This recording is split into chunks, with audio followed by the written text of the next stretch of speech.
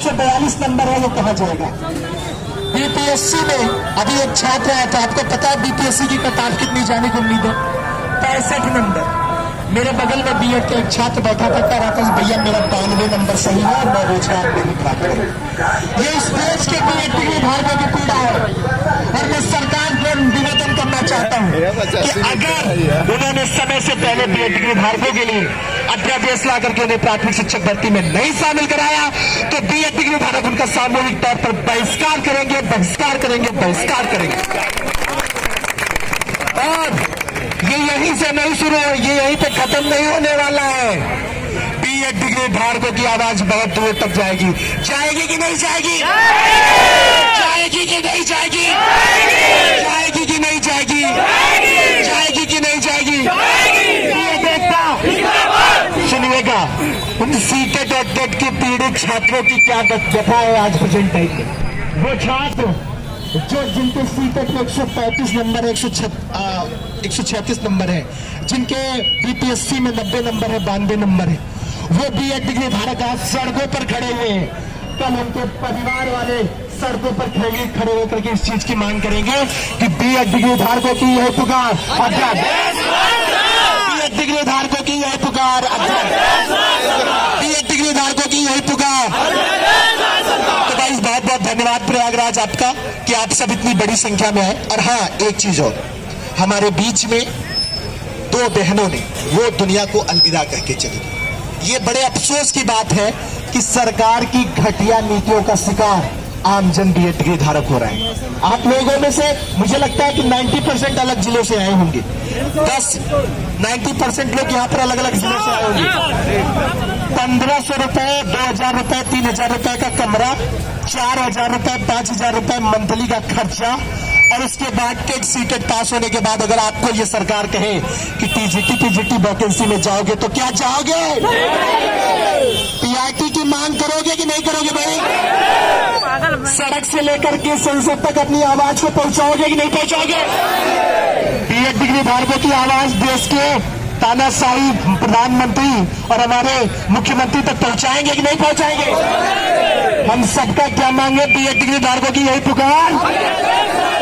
तो सुनिएगा, ये आंदोलन अभी खत्म नहीं होने वाला है। सड़कों पर शांतिपूर्वक लोकतांत्रिक तरीके से ये आंदोलन चलता रहेगा, और आप लोगों का इसी तरह से अनवरत सहयोग अगर प्राप्त होता रहेगा तो विश्वास मानिए, कल जब केशव प्रसाद मौर्य की फोटो छपेगी आयतवाद प्रयागराज में माला चढ़ाने, तो उसी के बगल एक फोटो और चढ़ेगी बीएड डिग्री धारकों के आंदोलन की फोटो। तो मुझे लगता है कि आप सबने इतना साथ दिया है। देखिए, एक चीज मैं बता रहा हूं, मैं 2 मिनट में अपनी बातों को कंप्लीट करूंगा। मेरे पास सैकड़ों मैसेज आते हैं कि सर ये साथ नहीं दे रहे हैं, ये साथ नहीं दे रहे हैं। मैं आपसे एक चीज कहना चाहता हूं, बीएड डिग्री धारक अपनी बात रखने में खुद सक्षम है। सोशल मीडिया से लेकर के सड़क तक अपनी आवाज को बहुत अच्छे तरीके से बुलंद कर रहा है, आगे भी बुलंद करते रहेंगे जब तक बीएड डिग्री धारक पीआईटी में शामिल नहीं हो जाए। तो एक बार मेरे साथ ये आज मैं एसओटी लेकर के जाना चाहता हूं। जब भी कहीं पर आंदोलन होगा तो प्रयागराज के लाल सबसे आगे देखने को मिलेंगे कि नहीं मिलेंगे? जब भी दिल्ली में सरकारों तक आवाज पहुंचाने की बात होगी तो प्रयागराज के लाल सबसे आगे मिलेंगे कि नहीं मिलेंगे? जब भी लखनऊ में शिक्षा मंत्री से इस चीज की मांग होगी, चाहे केंद्रीय मंत्री धर्मेंद्र प्रधान और एनसीटी के वो बड़बोले अध्यक्ष जी जिन्होंने कहा कि सुप्रीम कोर्ट के फैसले का सम्मान करते हैं, अरे भाई हम भी सर उसका सम्मान करते हैं। अच्छा, एक बड़ी क्लियरिटी लोगों के बीच में, क्योंकि मैं भी उस चीज को फेस कर रहा हूं, तो मेरे ही कमेंट सेक्शन में बहुत सारे लोगों के मैसेज आते हैं कि सर बीएड डिग्री धारक सुप्रीम कोर्ट के फैसले की अवहेलना कर रहे हैं। मैं ज्यादा देर दूर नहीं जाऊंगा। इसी दिल्ली में सेवा बिल के मामले में और चपरासी पोस्टिंग के मामले में सुप्रीम कोर्ट का एक फैसला आया। सरकार ने एक दिन अध्यादेश ला करके उस सुप्रीम कोर्ट के फैसले को पलट दिया, और इन लोगों की हिम्मत नहीं हुई कि सरकार के विरोधी ये कह सके कि उन्होंने सुप्रीम कोर्ट के फैसले की अवमानना की। तो बीएड डिग्री धारक सुप्रीम कोर्ट की अवमानना नहीं कर रहा है, वो मांग कर रहा है सरकार से कि भैया राजपत्र भी तुम्हारा, एनसीटी का गजेट भी तुम्हारा, बीएड डिग्री धारक उसका खामियाजा क्यों भुगते? क्या आप खामियाजा भुगतने को तैयार है क्या? एक सर ने कहा कि भाई आपने डीएलएड क्यों नहीं किया? तो उनको सीधे तौर पर ये जवाब है कि 2020 का जो सत्र था वो शून्य था, तो बीएड डिग्री धारक कहां पर जाते। और एक कंफ्यूजन और लोग क्रिएट करने की कोशिश करते हैं कि भाई इनकी बीएड डिग्री धारकों की लड़ाई एक सीमित लोगों की है, लेकिन आज मैं प्रयागराज की धरती से वो क्लियर करना चाहता हूं, जब से बीएड कोर्स शुरू हुआ है और जब तक चलेगा ये समस्त बीएड डिग्री धारकों की लड़ाई है। तो मेरे साथ जोर से बोलिए, बीएड एकता, बीएड एकता, बीएड एकता। पंकज भैया आपको थोड़ा सा मार्गदर्शन करेंगे। आप सबका बहुत बहुत धन्यवाद कि आप इतने इनके आंसू कमरों में घूरते रहते हैं, प्रयागराज की गलियों में घूरते रहते हैं, लेकिन कोई सुनने वाला नहीं होता है। हमें बताना चाहते हैं, यदि सरकार अपनी हम लोगों की ये मर्जी अगर नहीं मानती है तो हम सरकार को बता देना चाहते हैं कि हम सब अनेक निर्णय लेने में सक्षम हैं, क्योंकि हम देश के वो नागरिक हैं तो देश को चलाना चाहते हैं। और बता दें, जो मंत्री बैठे हैं, जो हम लोग उनको बनाए हैं, आज हम ही के ऊपर लाठियां चला रहे हैं। ये हम लाठी कब तक सहेंगे? इसके लिए हमें एक कदम उठाना होगा कि सरकार जल्द से जल्द समझ जाए, नहीं तो हम वो कदम उठाएंगे सरकार की कुर्सियों को उखाड़ फेंकने के लिए।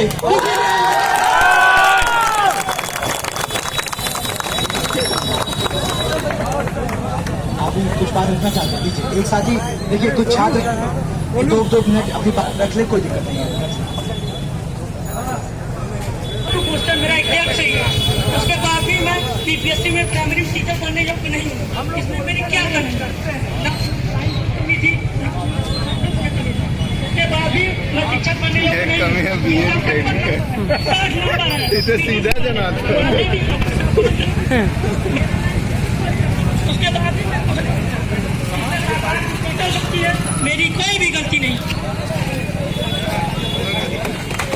भाई साहब ने इतने मार्क्स पाए, उसके बावजूद भी सरकारी गलती का छात्र क्यों भुगते हैं? सुनिएगा, जो कहते हैं बीएड डिग्री धारक योग्य नहीं है, 100 में से 92 नंबर बीएड डिग्री धारक लेकर के आए। एक बार जोरदार ताली हो जाएगा।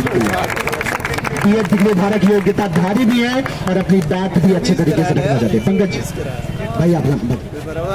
धन्यवाद महोदय। मेरा नाम विनोद कुमार बौद्ध है। मैं जनपद चित्रकूट मंडल बांदा का रहने वाला हूं और यहाँ कंपटीशन की तैयारी करता हूं। साथियों, सबसे पहले हम बीएड डिग्रीधारियों में से जो हमारे साथी शहीद हुए हैं उनको सर नमन करते हैं, वंदन करते हैं। साथियों, ये लड़ाई हमारी संवैधानिक तरीके से लड़ाई होगी। जैसा बाबा साहब ने अनुच्छेद 14 से अनुच्छेद 32 में अधिकार दिए हैं, उसके तहत हमको ये लड़ाई लड़नी होगी और हम अपना अधिकार जरूर लेकर रहेंगे। साथियों, संघर्षों के साए में आजादी मिलती है, जिधर जवानी चलती है उधर जमाना चलता है। साथियों, हमारी तमन्ना सच्ची है और हम एक दिन अपनी मांगे मनवा कर रहेंगे, अपना अधिकार लेकर रहेंगे। तमन्ना सच्ची है तो रास्ते मिल जाते हैं, तमन्ना झूठी है तो बहाने मिल जाते हैं। जो लायक लोग होते हैं वो रास्ते खोज लेते हैं, जो नालायक लोग होते हैं वो बहाने खोज लेते हैं। और हम ये नालायक सरकार उखाड़ फेंकने में सक्षम है। यदि हम सरकार बनाना जानते हैं तो बिगाड़ना भी जानते हैं। तख्त बदल दो, ताज बदल दो, तख्त बदल दो, ताज बदल दो, बेईमानों का राज बदल दो। जो सरकार बेरोजगारों को रोजगार दे ना सके ऐसी सरकार बदल दो। साथियों, हमको अपनी लड़ाई संविधान के तहत लड़नी होगी। जैसा बाबा साहब भीमराव अम्बेडकर जी ने हमको अधिकार दिया है, हम संवैधानिक तरीके से अपने अधिकारों की लड़ाई लड़ेंगे। हमको कोई भी दंगा फसाद नहीं करना है, क्योंकि संघर्ष हो सकती है, एकता हो सकती है जो कोई भी कार्य करने में कोई कार्य करने में सक्षम होती है। क्योंकि कहा गया है संगठन में शक्ति है, एकता में शक्ति है। तो इसी के साथ मैं सभी को धन्यवाद देता हूँ। जय भीम, जय संविधान।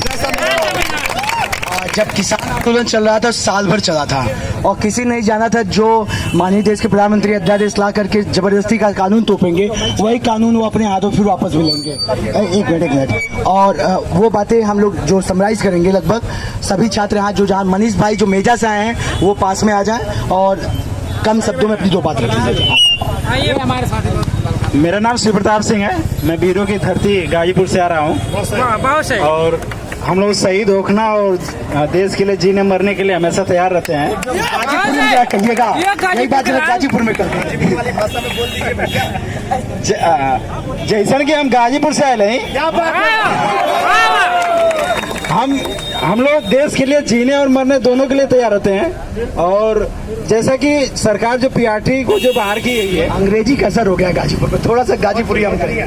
जैसे सर अभी थोड़ा सा कानूनी बात बोलते हैं, जैसे विधान लोकसभा द्वारा जो सरकार द्वारा जो चेंज कर दिया गया, पीआरटी से बाहर कर दिया गया बीएड को, तो मैं सरकार से ये कहना चाहूँगा कि यदि आप लड्डू बांटेंगे तो लोग खाएंगे ही। अगर लोग लड्डू खाएंगे, अगर इसका जिम्मेदारी ये है कि आप लड्डू में जहर डालते हैं या क्या डालते हैं, तो इसका खामियाजा कौन भोगेगा? अब इसका जानकारी किसको प्राप्त होगी कि आप जहर डाले हैं, क्या डाले हैं? लेकिन आपको ये जानना चाहिए कि इसका जिम्मेदारी सुप्रीम कोर्ट को भी पूछनी चाहिए कि सरकार को फटकार देनी चाहिए कि आप क्या किए हैं कि सरकार के विरोध में तो आप खड़ा हुए ही हैं, लेकिन जहाँ तक ठीक है, धन्यवाद आपके। मनीष भाई हमारे मेजा से आए हुए हैं और ये जब भी पता चलता है मेजा से चले आते हैं प्रयागराज। मनीष कुमार मेजा से मैं बस यही कहना चाहता हूँ सभी से कि घबराइए मत, बोलिए यार। मेजा से हमारे जो साथी हैं इनका जरूर आप लोग ध्यान रखिए। हम हमारे पीछे जो बीएड नहीं किए वो भी साथी हैं उपलब्ध। एक बार ये सुनील भाई जो छोटी सी गलती किए थे, लेकिन हम चाहेंगे सुनील भाई अंतिम एक बात कह के फिर मैं अंतिम समापन करूंगा। सुनील भाई अपनी बात रखें। साथियों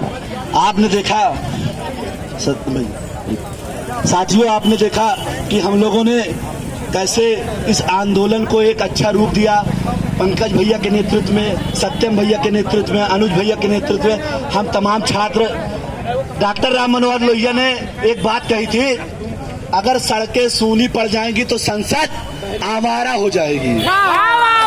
तो मेरे नौजवान साथियों, ये प्रयागराज धरती जो वीरों की धरती है, आज इसने दिखा दिया कि सड़कें सूनी नहीं पड़ी है। बीएड धारी की आवाज को, इस सरकार को, इस गूंगी और बहरी सरकार को सुनना पड़ेगा। माननीय मुख्यमंत्री योगी आदित्यनाथ जी और माननीय प्रधानमंत्री मोदी जी को हम लोगों की बात को सुनना पड़ेगा, हम लोगों के अधिकार में फैसला देना पड़ेगा।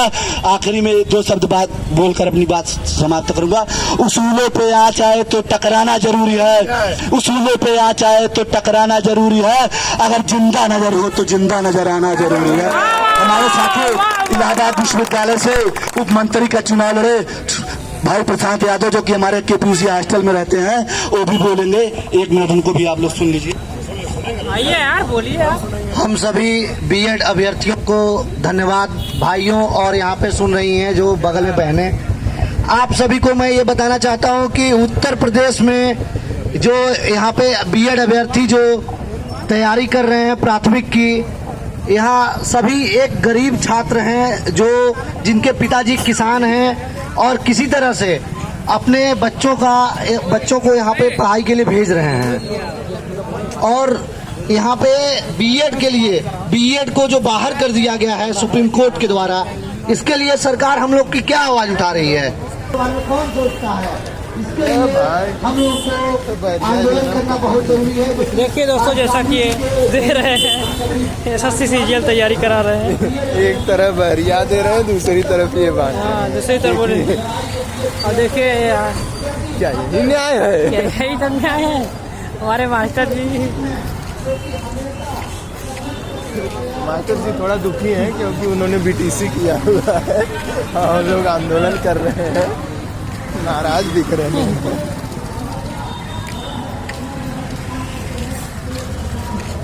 चलो